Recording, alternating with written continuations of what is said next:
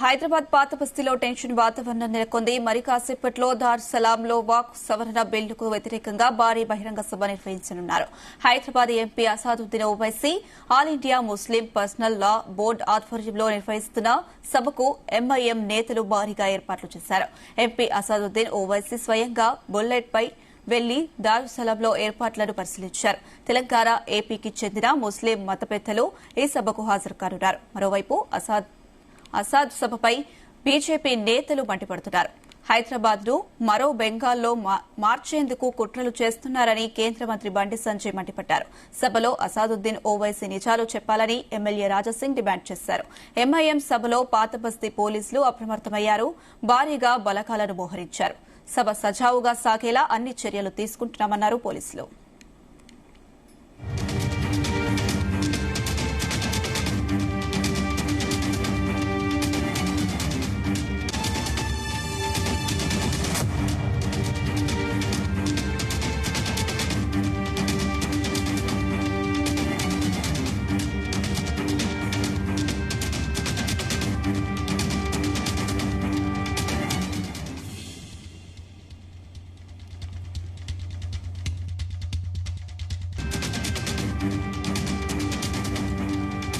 ఇదే అంశానికి సంబంధించి మరిన్ని డీటెయిల్స్ మా క్రైమ్ బ్యూరో చీఫ్ రవితేజ అందిస్తారు. రవితేజ, ఈరోజు దారుసలాం హెడ్ క్వార్టర్స్ లో ఎంఐఎం పార్టీ ఆఫీస్ లో సాయంత్రం 7 గంటల నుంచి 10 గంటల వరకు వక్ బిల్ ఎగెయినెస్ట్ గా ఎంఐఎం ఆల్ ఇండియా ముస్లిం అథారిటీస్ కమిటీ సభ్యులందరూ కూడా ఏర్పాటు చేసినటువంటి ఈ భారీ బహిరంగ సభ జరగబోతా ఉంది.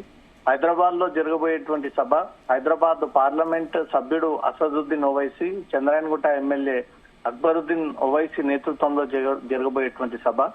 ఏదైతే పార్లమెంట్ లో వక్ఫ్ బోర్డు బిల్లుని పాస్ చేస్తూ పార్లమెంట్ లో ఈ నిర్ణయం వ్యక్తం చేయడం జరిగిందో అప్పటి నుంచి కూడా హైదరాబాద్ లో కొన్ని చోట్ల ఈ వరుసగా నిరసనలు జరుగుతూ వస్తా ఉన్నాయి.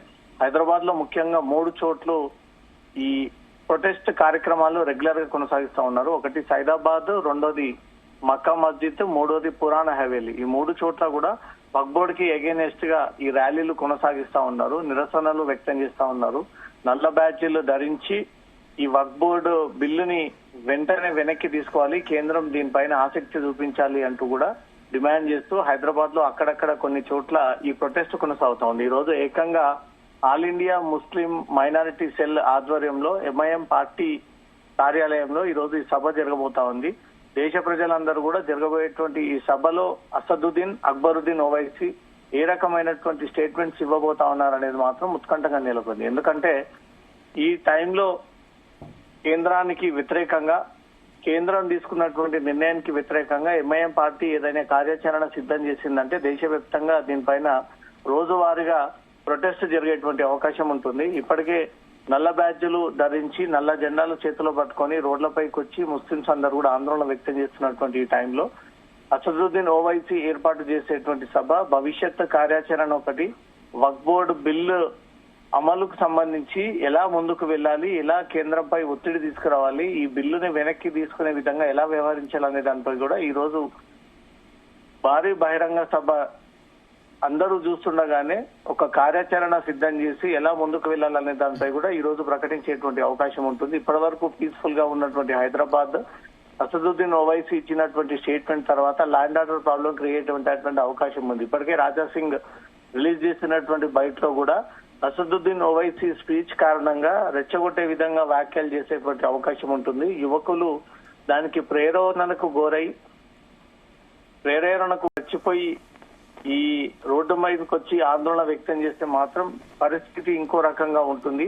వక్ఫ్ బోర్డు ఈ బిల్లుకు సంబంధించి వాస్తవాలని చెప్తే బాగుంటుంది. వాస్తవాలను చెప్పకుండా ప్రజల్ని రెచ్చగొట్టే విధంగా ఈ సభ ఒకవేళ జరిగింది అంటే మాత్రం పరిస్థితులు ఒక రకంగా ఉంటాయి. ఈ రోజు జరగబోయేటువంటి సభలో అసదుద్దీన్ ఓవైసీ ఏ రకమైనటువంటి స్టేట్మెంట్ ఇవ్వబోతా ఉన్నాడు, ఎలాంటి కార్యాచరణ రూపొందించబోతా ఉన్నాడు, రేపటి నుంచి ముస్లింస్ ఏ రకంగా ఆందోళన వ్యక్తం చేయనున్నారనే దానిపై కూడా ఈ రోజు జరగబోయేటువంటి సభలో ఒక క్లారిటీ వచ్చేటువంటి అవకాశం ఉంది. అనుష, అయితే రవితేజ, పశ్చిమ బెంగాల్ తరహాలో హింస చెలరేగకుండా అధికారులు ఎలాంటి చర్యలు తీసుకుంటున్నారు?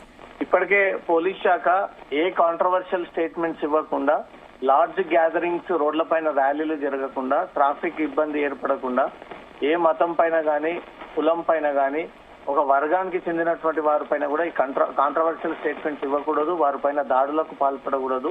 పీస్ఫుల్ గా ఈ సభను ఏర్పాటు చేసుకోవాలి. మీరు సభలో ప్రసంగించేటప్పుడు మీకు జరుగుతున్నటువంటి అన్యాయం పైనే ప్రస్తావించాలే తప్ప ఇతర మతాలని ఇతర కులాలని కేంద్ర ప్రభుత్వాన్ని విమర్శించే విధంగా ఏదైనా స్పీచ్ ఉంటే మాత్రం డెఫినెట్ గా పోలీసులు దీనిపైన యాక్షన్ తీసుకునేటువంటి అవకాశం ఉంటుంది. ఇప్పటికే పోలీస్ శాఖ నుంచి కూడా ఈ సభకు అనుమతి లభించింది. అనుమతి లభించిన తర్వాత ఎక్కువ మంది ఈ సభలో పార్టిసిపేట్ అయ్యేటువంటి అవకాశం ఉంది. కాబట్టి ఈ ముస్లిం మత పెద్దలు, ఎంఐఎం పార్టీ తరఫున ప్రజాప్రతినిధులు, ఎంఐఎం పార్టీ ఫౌండర్, ఇంకా హైదరాబాద్ లో అందుబాటులో ఉన్నటువంటి చిన్న చిన్న ముస్లిం సంఘాలు, మైనారిటీ సంఘాలందరూ కూడా అక్కడికి చేరుకొని ఈ రోజు అసదుద్దీన్ ఓవైసీ ప్రసంగాన్ని దగ్గరుండి వీక్షించిన తర్వాత వీరి నిర్ణయాన్ని కూడా వ్యక్తం చేసేటువంటి అవకాశం ఉంది. ఈ రోజు జరగబోయేటువంటి సభ హైదరాబాద్ కేంద్రంగా జరగబోతోంది. హైదరాబాద్ పార్లమెంట్ లో ఈ సభ జరగబోతా ఉంది. ఓల్డ్ సిటీకి ఆనుకొని ఉన్నటువంటి దారుసలాంలో జరిగేటువంటి సభలో ఈ రోజు అసదుద్దీన్ ఓవైసీ మాట్లాడిన తర్వాత దేశవ్యాప్తంగా ఉన్నటువంటి ముస్లిం మైనారిటీ అంతా కూడా ఒక నిర్ణయానికి వచ్చి తను ఏదైతే ఒక మెసేజ్ ఇస్తాడో దాని ప్రకారంగానే ముస్లింలు నడుచుకునేటువంటి అవకాశం ఉండాలి. అయితే రవితేజ, అసాదుద్దీన్ అక్బరుద్దీన్ గతంలో ఒక వర్గాన్ని రెచ్చగొట్టేలా మాట్లాడారన్న ఆరోపణలు ఉన్నాయి. ఇప్పుడు కూడా వారు అదే తరహాలో ప్రసంగాలు చేసే అవకాశాలు ఉన్నాయా? గతంలో ఇతర రాష్ట్రాల్లో కూడా ఇదే వక్ఫ్ బిల్ పైన అసదుద్దీన్ ఓవైసీ సమావేశం ఏర్పాటు చేసినప్పుడు, మెసేజ్ ఇచ్చినప్పుడు, మీడియాతో మాట్లాడినప్పుడు రెచ్చగొట్టే విధంగా వ్యాఖ్యలు చేసినట్టుగా కూడా గతంలో కేంద్రం గుర్తించింది. ఇప్పుడు హైదరాబాద్ కేంద్రంగా జరుగుతున్నటువంటి ఈ సభలో వక్ఫ్ బోర్డ్ కి అగేనెస్ట్ గా వీళ్ళు మాట్లాడడంలో తప్పులేదు. ఎందుకంటే అది వారికి ఉన్నటువంటి హక్కు కాబట్టి వారు ఒకవేళ నిజంగానే అన్యాయానికి గురైతే వారు అన్యాయానికి గురైనటువంటి అంశం పైన మాట్లాడాలే తప్ప ఇతర మతాల్ని, ముస్లిం మైనారిటీ వారిని రెచ్చగొట్టే విధంగా, అందరినీ అగౌరవపరిచే విధంగా, కేంద్రాన్ని టార్గెట్ గా చేసి కేంద్ర ప్రభుత్వాన్ని విమర్శలు చేస్తే మాత్రం పోలీసులు ఈసారి చట్టపరమైనటువంటి చర్యలకు సిద్ధంగా ఉన్నట్టుగా తెలుస్తోంది.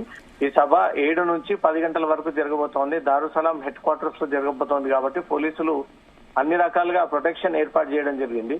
అసదుద్దీన్ ఓవైసీ మాట్లాడిన తర్వాత ఎవరైనా మనోభావాలు దెబ్బతిని ఆ సభ వైపుకు వచ్చేటువంటి ఛాన్సెస్ ఉన్నాయి కాబట్టి ఎటువైపు నుంచి ఎవరు ఒక మతం నుంచి ఇంకో మతం వరకు ఎవరు విమర్శలు, దాడులు, రోడ్లపైన హంగామాలు క్రియేట్ చేయకుండా మాత్రం పోలీసులు తగిన ప్రొటెక్షన్ ఏర్పాటు చేసి ఈ సభను విజయవంతం చేయనున్నారు. అనుష, అయితే రవితేజ, వక్ఫ్ సవరణ చట్టం ప్రకంపనలు రేపుతుంది అనుకోవచ్చా?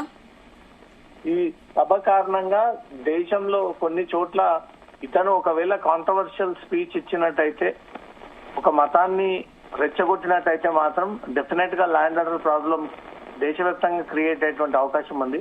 ఎక్కడ కూడా పీస్ఫుల్ గా సభలు విజయవంతం చేసినటువంటి సందర్భాలు లేవు. ఖచ్చితంగా వీళ్ళు ఏర్పాటు చేసేటువంటి సభలో ఎక్కడో ఒక చోట వ్యక్తులని టార్గెట్ చేయడము, ప్రభుత్వాలని టార్గెట్ చేయడము, కమ్యూనిటీలని టార్గెట్ చేయడము, ఇది గతంలో నుంచి జరుగుతున్నటువంటి ఆనవాయితీగా కంటిన్యూ అవుతోంది. కాబట్టి ఈ రోజు పోలీసులు స్ట్రిక్ట్ గానే అమెండ్మెంట్ ఏదైతే వక్ఫ్ బోర్డు కి సంబంధించి మీకు జరిగిన అన్యాయము, మీకు జరుగుతున్నటువంటి నష్టము, మీరు అనుకున్న విధంగా ఆ ఆలోచనతోటే ముందుకు వెళ్ళాలి తప్ప ఒక కమ్యూనిటీస్ గాని, సొంత కమ్యూనిటీ గాని రెచ్చగొట్టి అగౌరవపరిచి అందరినీ ఒక్కసారిగా ఈ స్పీచ్ పేరుతో అందరికి ఈ బూస్టింగ్ ఇచ్చినట్టుగా వ్యవహరిస్తే మాత్రం సీరియస్ గా ఉండబోతుంది అనేది మాత్రం పోలీసులు కూడా పక్కా హెచ్చరిస్తా ఉన్నారు.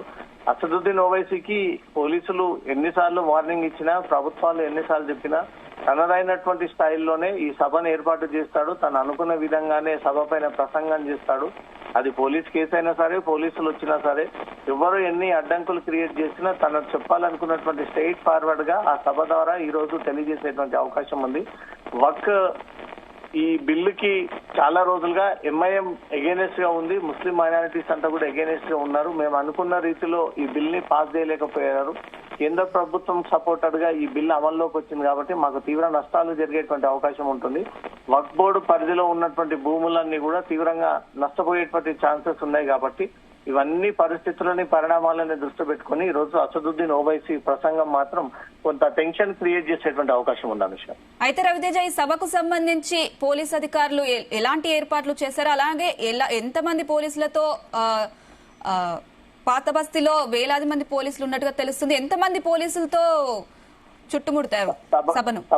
సభకు మాత్రమే పోలీసులు అనుమతి ఇచ్చారు. ఎక్కడ కూడా ర్యాలీలు నిర్వహించడము, బీజేపీ పార్టీకి ఎగెయినెస్ట్ గా నినాదాలు చేయడము, అటు కేంద్ర మంత్రులకు గాని లేదా ప్రధాన మంత్రికి గాని ఎవరిని ఎగెయినెస్ట్ గా దూషించకూడదు, వాళ్ళపై ఎగెయినెస్ట్ గా ఈ స్లోగన్స్ చేయకూడదు, రోడ్ల పైన వచ్చి నిరసనలు వ్యక్తం చేయకూడదు, ధర్నాలు చేయకూడదు, ఈ ప్రొటెస్ట్ లాంటి కార్యక్రమాలు ఉండకూడదు.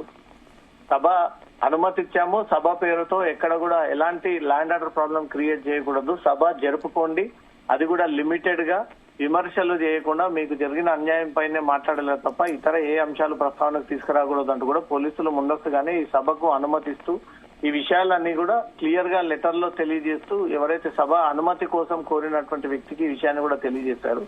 ఈ రోజు హైదరాబాద్ లో జరగబోయేటువంటి సభ రేపటి నుంచి ముస్లింస్ భవిష్యత్తు కార్యాచరణ, ఇక ముందు జరగబోయేటువంటి ప్రొటెస్టులు ఎలా ఉండబోతా ఉన్నాయి, ఎలా వ్యవహరించాలి, ఎలా ఉండాలి, కేంద్రంపై ఎలా ఒత్తిడి తీసుకురావాలన్న ఉద్దేశంతోనే అసదుద్దీన్ ఓవైసీ ఈ సభలో మాట్లాడేటువంటి అవకాశం ఉంది. తను ప్రసంగించిన తర్వాత యువత అంతా ఒక్కసారిగా బూస్ట్ అయ్యి నిజంగా అసదుద్దీన్ చెప్పిందే కరెక్ట్, ఇలానే ఉండాలి అంటూ మాత్రం వీళ్ళు ఏదైనా అల్లర్లు క్రియేట్ చేయడానికి ప్రయత్నం చేసినా, ఇతర మతం మీద ఏదైనా ఈ నిందలు వేసే ప్రయత్నం చేసినా, దాడులు చేసే ప్రయత్నం చేసినా అలాంటివి ఏవి జరగకుండా మాత్రం పోలీసులు పకడ్బందీగా దారుసలాం 4 వైపుల నుంచి కూడా గోషమాల్ వచ్చేటువంటి రహదారి, బీజేపీ కార్యాలయం నుంచి వచ్చేటువంటి రహదారి, ఇటు గాంధీ భవన్ మీదుగా వచ్చేటువంటి రహదారి, ఇవన్నిటిని కూడా పోలీసులు అక్కడ గట్టి ప్రొటెక్షన్ ఏర్పాటు చేసి ఈ సభకు వెళ్లేటువంటి వారిని ప్రత్యక్షంగా అందరినీ సీసీటీవీ కెమెరాల ద్వారా పరీక్షించి ఎవరైనా అనుమానపు వ్యక్తులు గాని, అనుమానపు వస్తువులు గాని, ఇంకేమైనా వీళ్ళు ఏదైనా టెన్షన్ వాతావరణాన్ని క్రియేట్ చేసేటువంటి ప్రయత్నం చేసినా ఇమ్మీడియట్ గా పోలీసులు పసిగట్టే విధంగా అన్ని ఏర్పాట్లు చేయడం జరిగింది. ఈ రోజు వేలాది మంది పోలీసులతో దారుసలాంలో జరగబోయేటువంటి సభకు పోలీసులు ప్రొటెక్షన్ ఏర్పాటు చేయడం జరిగింది.